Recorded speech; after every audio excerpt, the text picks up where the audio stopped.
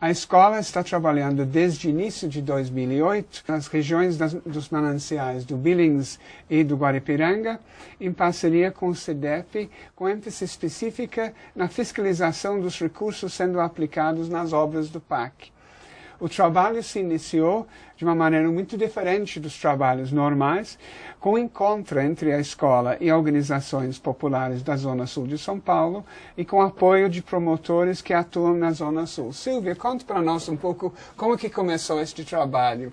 A GV convidou a gente para vir mostrar um pouco o trabalho comunitário que o SEDEP fazia na região da Zona Sul, e uma das questões apontadas naquele seminário era como que a GV podia se envolver, o que podia fazer com o trabalho com lideranças comunitárias. E aquela época foi justamente a época em que o governo federal anunciava R$1 milhão de recursos do PAC para as áreas de Guarapiranga e Billings, de mananciais, para poder habitação e saneamento. Era R$1 bilhão. R$1 bilhão, exato. Não era R$1 milhão, era R$1 bilhão. R$1 bilhão. Ia chegar lá mesmo, e como ia chegar, se as pessoas, os moradores percebiam isso, entendiam. Convidamos vários parceiros para entender um pouco essa dinâmica de como que o dinheiro sai e é aplicado. Depois a gente começou, de fato, a entrar em contato com as lideranças locais para poder olhar mesmo se já havia alguma coisa acontecendo. E também começamos a entrar em contato com os órgãos governamentais para buscar informação, né, Francisco? Nos 3 níveis. Finalmente é a universidade que vai para as associações comunitárias, organizações populares, com a sua proposta. Neste caso, foi ao contrário. Exatamente. Criou-se um espaço de discussão, há interesse dos promotores, de muitos dos atores sociais da Zona Sul, de querer abrir a discussão, e invertemos o processo. Então, os alunos aqui da FGV, muitos deles nunca tinham tido essa experiência de conversar com lideranças comunitárias, de conhecer a realidade da periferia, né, e de saber que a universidade tem um compromisso, né, com os problemas brasileiros, com os problemas sociais, sobretudo com as regiões mais pobres. Então, eu acho que isso está trazendo para a escola uma dimensão que é a sua missão histórica, mas que muitas vezes se perdeu no caminho. Foi a comunidade que nos demandou esta pesquisa, este projeto, e o GV Pesquisa teve um apoio, né, tem dado um apoio fundamental para nós. Mas nós vamos para lá. Então, isso que você falou, tem uma inovação fundamental para nós, que é um tipo de pesquisa que não é uma pesquisa acadêmica estrito sensu, não é uma pesquisa de extensão, estrito sensu, é um misto entre uma coisa e outra, e que é fundamental para a comunidade, porque o nosso objetivo é qualificar as lideranças comunitárias. E, por outro lado, para nós é fundamental, porque nós estamos colaborando, de um lado, e tendo um laboratório vivo. Uma das grandes aprendizagens do processo, né, de que não é tão fácil quanto a gente imaginava para acompanhar recursos federais. Conta um pouco como tem sido. Para você conseguir um contrato que é feito entre a Prefeitura do município de São Paulo e uma grande empreiteira para fazer uma obra, é impossível. É impossível. Você não consegue acessar os contratos. Os contratos são públicos, mas você não consegue acessar. Por mais que nós estamos numa labuta aí de ofícios, de solicitações, de reuniões para conseguir acessar o contrato. Você consegue as informações gerais e amplas. Sim. Mas quando você chega lá na comunidade, você precisa saber, nessa rua vai acontecer o quê? Para a comunidade conseguir acompanhar isso no nível ali local. O que vai acontecer com este córrego, o que não vai acontecer. Exatamente. E qual é o prazo daquela obra. Então, o contrato em si, a gente não conseguiu ter acesso a nenhum contrato. A gente percebeu que a política habitacional é completamente falha para essas regiões, né? Não existe uma política habitacional efetiva, né? As pessoas recebem R$8 mil para deixarem a casa. Uma espécie de cheque despejo, como é chamado. Que ela não consegue construir mais nada, ela só vai mais para frente no manancial ainda, né? Exato.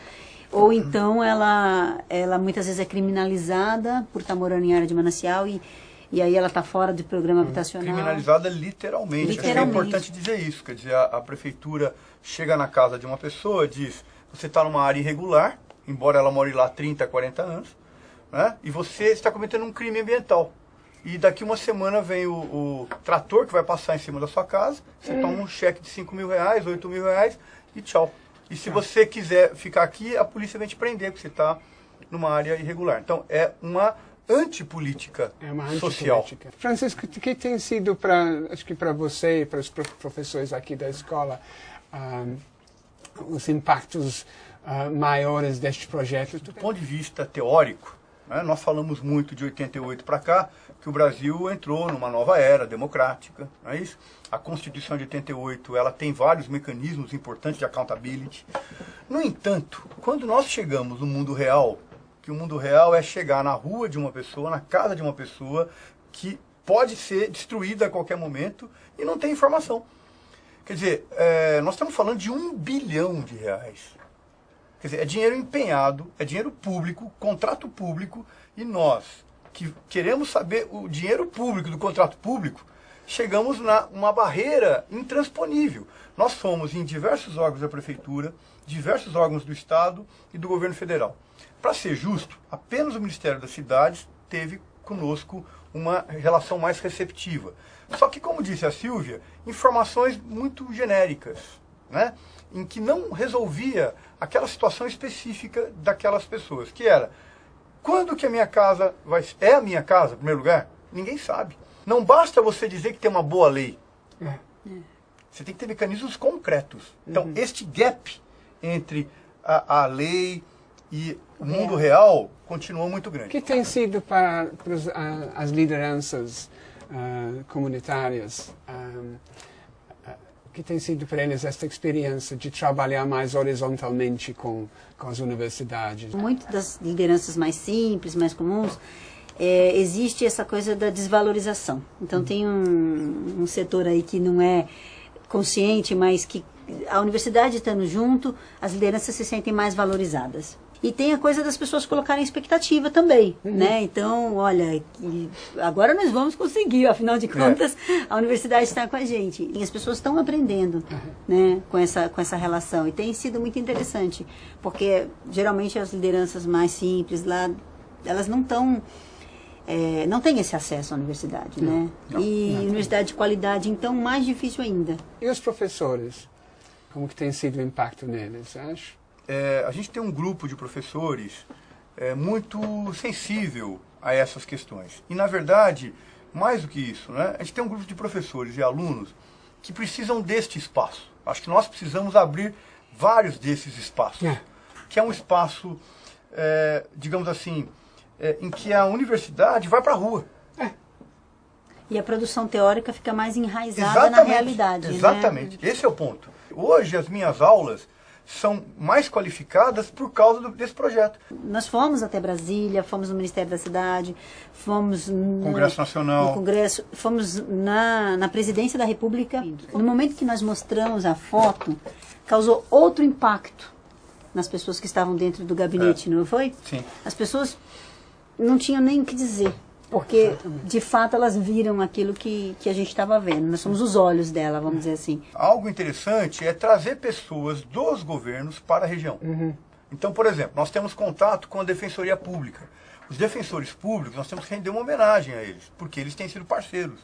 Promotores do Ministério Público, né, que atuam na Zona Sul, são parceiros de primeira hora. Nós já temos agendado a visita de uma pessoa do Ministério das Cidades que se comprometeu a vir num fim de semana para conversar com a comunidade. Conversar com a comunidade e entrar nas casas que nós entramos. Porque o movimento popular, ele tem uma maneira de denunciar, muito do protesto, do ativismo. A universidade tem uma outra maneira. Então eu acho que essa junção é que vai ser a riqueza para qualificar essa denúncia.